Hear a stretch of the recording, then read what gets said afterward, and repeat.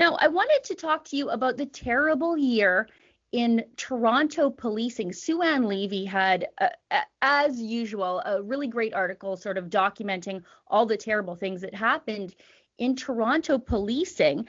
As of December 27th, they had 96 homicides. That's nearly 2 a week. It's the most dangerous year in Toronto, really, ever. Police morale is at an all-time low. Shootings are up and arrests are down. Now, I have some theories about why that is. I think it has something to do with social justice activists like Black Lives Matter. I think it has a lot to do with the ineptitude of another former Toronto Police Chief, Bill Blair, who's now the Gangs and Guns Minister for Justin Trudeau. And I think it has to do with safe injection sites. But I'm just a layperson. What do you think? Well, again, you talk about social justice warriors and that, but I think you'd have to include the mayor of Toronto in that category.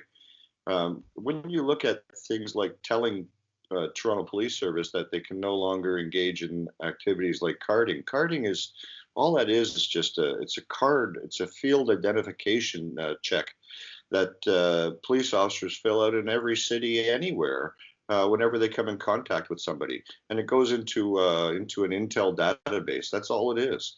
For people to say that Black people are being carded more often than white people just means that they're being in contact with police more often than white people. That's just a reality of life.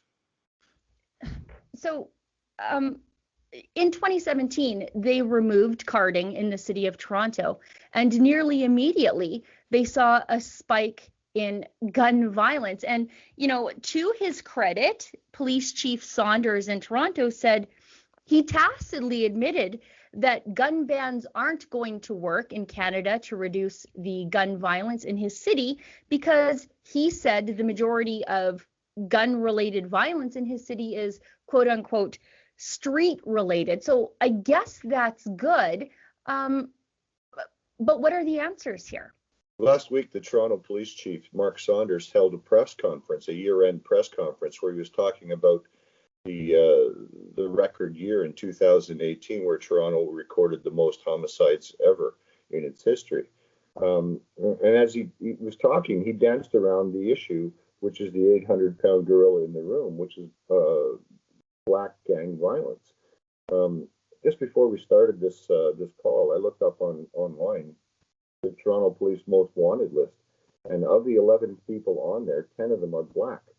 You can let the social justice warriors or the politically correct say whatever they want, but you can't change reality. That's reality, is that the majority of the violence is Black gangs on other Black gang members. So there needs to be some sort of, you can't solve a problem if you don't identify the problem and talk about the problem.